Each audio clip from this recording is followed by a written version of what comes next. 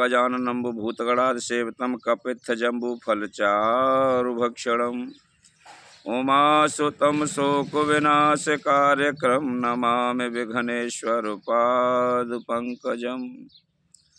ॐ वक्रतुण्डमहाकाय सूर्यकोटिसमप्रभः निर्विघ्नं कुरु मे देव सर्वकार्येषु सर्वदा। बोलिए गणेश भगवान की जय। आदरणीय सभी भक्तजन, श्रीमद् भगवत प्रेमी हो, जैसा कि भगवान राम ने सीता जी की खोज के लिए सभी भालू बांदरों को लिए निकाल दिया, तो उस समय हनुमान जी माता जानकी को खोजते हुए लंका में पहुंचे। और लंका में पहुंचने के बाद वहां माता जानकी से भेंट हुई और माता जानकी से उन्होंने कहा कि माता, मेरे उदर में भूख है, मुझे खाने के लिए कुछ फल आहार चाहिए। तो माता जानकी ने बल बुद्धि में संपन्न हनुमान जी को आदेश दे दिया कि बेटा जाओ, फल फूल खाओ और तृप्त होकर के मेरे पास आ जाओ। हनुमान जी जब वन वाटिका में पहुंचे तो फलों को खाया, वृक्षों को उखाड़ा, तोड़ा मड़ोड़ा फेंक दिया। और जो रावण के संरक्षक थे, प्रहरी थे, उन सबको वृक्षों से ही मार मार करके चकनाचूर कर दिया और भगा दिए। अब तो हनुमान जी उत्पात मचाते हैं और लंकावासी सभी हनुमान जी के उत्पात से भयभीत हो जाते हैं। और उन्होंने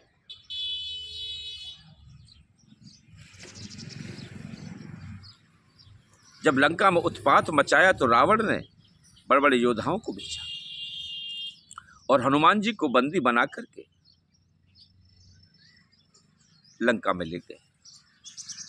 तो प्रिय बंधुओं, जब हनुमान जी को लंका में ले गए तो उन्होंने कहा कैसे बंदर को मार डालो। तब विभीषण जी ने परामर्श दिया, कहे भ्राता श्री, दूत को कभी मारा पीटा नहीं जाता, उसको ऐसी प्रताड़ना दो जो कि इनके मालिक इनको देख करके सहम जाए।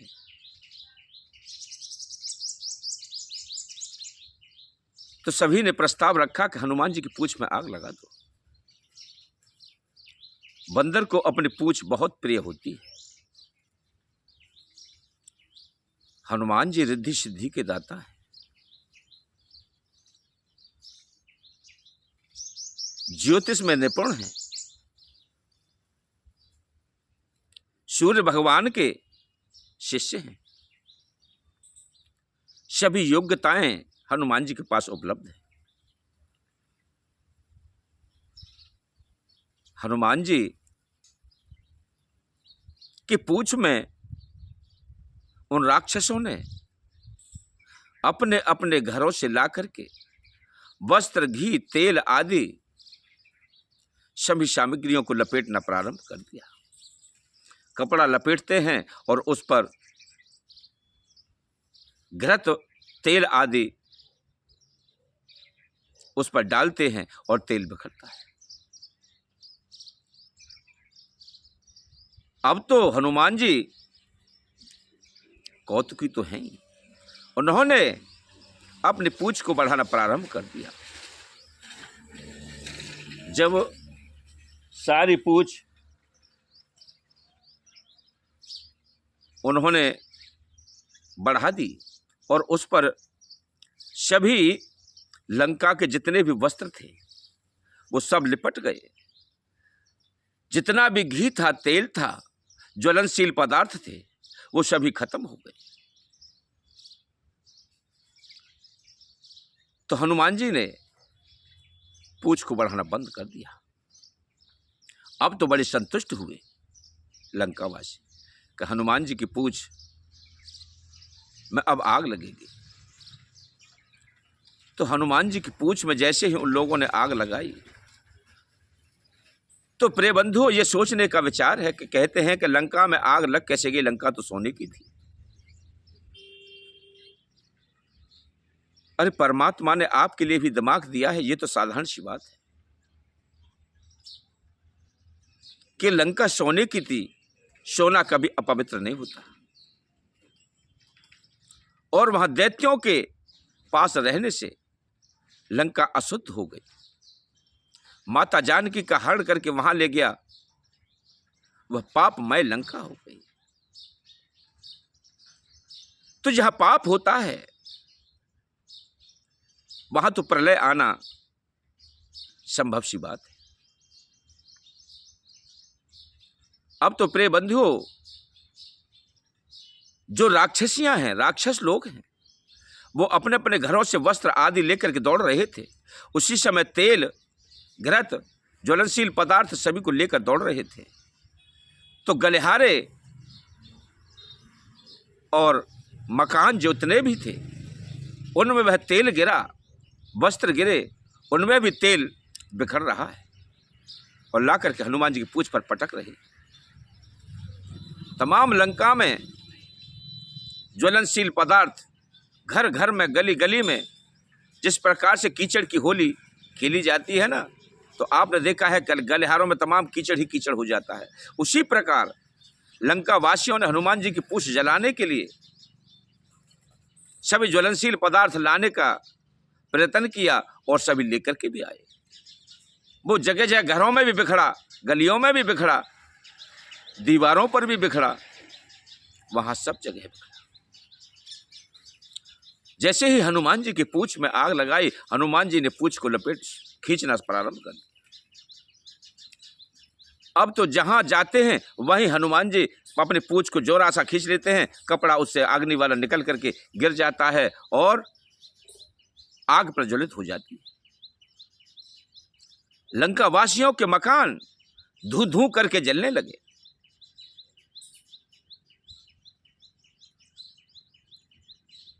अब तो प्रिय बंधु, जब लंका के सारे मकान जल करके भस्म हो गए, लेकिन जो कुबेर के द्वारा दी गई लंका थी रावण को, वह नहीं जली। अब तो हनुमान जी बड़े चिंतातुर होकर के वहां के भूखंड में जाते हैं तो वहां क्या देखते हैं कि शनिदेव उल्टे लटके हुए हैं, बंधे हुए। तो उधर हनुमान जी सूर्य देवता के शिष्य हैं और शनिदेव सूर्य के पुत्र हैं। वहां भाईचारा भी है, दोनों में परामर्श हुआ, वार्तालाप हुआ और उसी समय कहा कि शनिदेव आप कैसे? हनुमान जी मैं इस प्रकार से हूं। जब शनिदेव को उन्होंने खोला तो उन्होंने क्या देखा कि सारा लंका का विध्वंस हो चुका है, लेकिन ये स्वर्ण रूपी लंका नहीं जली। हनुमान जी अब चिंतातुर क्यों? उसमें रावण का भी एक लक्ष्य था कि शनिदेव के पास एक ऐसी कुदृष्टि है जिसके पड़ते ही लंका का विध्वंस हो जाता। इसलिए शनिदेव को एक खंडहर में जाकर के बांध के डाल दिया था। तब हनुमान जी ने उन्हें खोला तो लंका पर जब को दृष्टि पड़ी तो लंका भी धू धू करके जलने लगी। कहने में तो ऐसा आता है प्रिय बंधुओं, कहते हैं कि सोना अग्नि से जलता नहीं, जितना अग्नि में तपाया जाता है उतना ही निखरता है। लेकिन रामायण में तुलसीदास जी ने ये खोल के दिखा दिया है चौपाई के माध्यम से कि जिस समय हनुमान जी लंका को जला रहे थे, उस समय 49 पवन उनकी सहायता के लिए आए।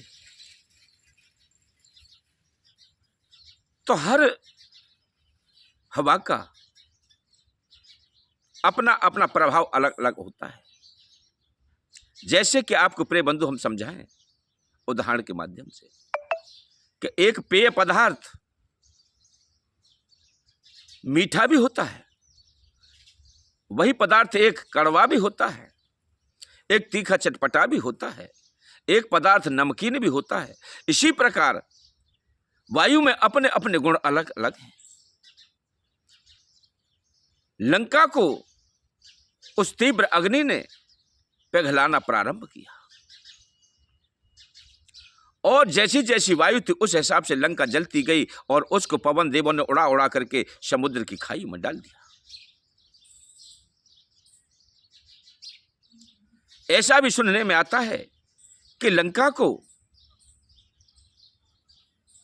एक ऐसी लकड़ी पर निर्माण किया गया जो जल में रहते हुए ना गले ना सड़े,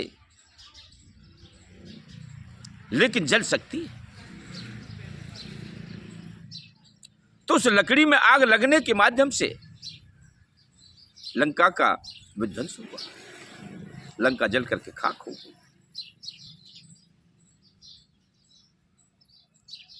तो यह हमारे पास सीखने का विषय है प्रिय बंधुओं। जब तक हम अपने वेदों का अध्ययन नहीं करेंगे तब तक हमें उन चीजों के ज्ञान के विषय में जानकारी नहीं होगी। या तो अपने गुरुजनों के पास जाकर के सत्संग सुनिए, कथा भागवत श्रवण कीजिए। आप पढ़ नहीं सकते तो सुन तो सकते हो, और जो पढ़ने के योग्य हैं तो हमारे पास भारत में इतने वेद शास्त्र, इतिहास, पुराण, रामायण, गीता आदि बहुत बहुत हैं। आप जहां जहां जैसा अध्ययन करोगे वहां से तत्व ही प्राप्त होगा। ये क्या है कि आपके पास सिवा रंगारंग कार्यक्रम के देखने के सिवा किसी धर्म को देखना तुम्हारे नसीब में नहीं है। आप उस पर ध्यान दें कि जो हमारे पूर्वजों ने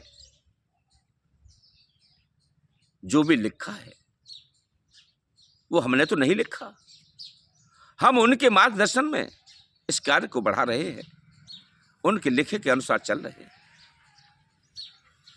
और हमारा सनातन धर्म न जाने कब से, जब से सृष्टि की रचना हुई है तब से ये चला आ रहा है। ये तो गैर सनातनी अपने अपने प्रोपगंडों को लेकर के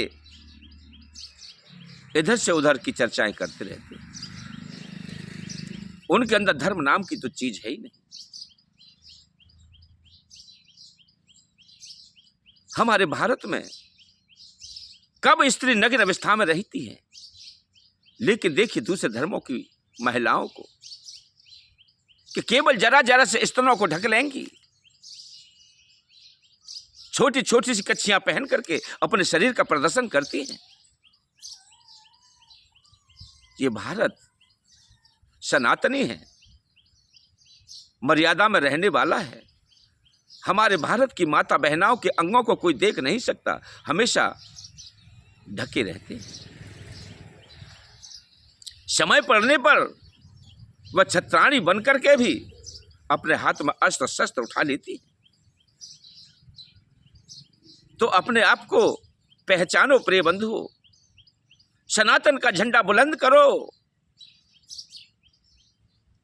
अपने धर्म की रक्षा करो, बढ़ चढ़ करके आगे आओ और आप अपने पास जितनी संतानें होती हैं उनमें आप ये भी संकल्प करें कि एक बच्चा हमको महात्मा बनाने के लिए देना है, एक महात्मा हमें देश की रक्षा के लिए, एक बेटा देश की रक्षा के लिए देना है। बाकी एक आध बच्चा अपने पास भी ऐसा रहना है जो हमारे जीवन की सुरक्षा कर सके। बोलिए सनातन धर्म की जय। ओम नमो नारायण, ओम नमो नारायण, ओम नमो नारायण। प्रिय बंधु, हमारे चैनल को सब्सक्राइब करें, वीडियो को लाइक करें, आप अपने मित्र संबंधी आदि के लिए शेयर करें। धन्यवाद।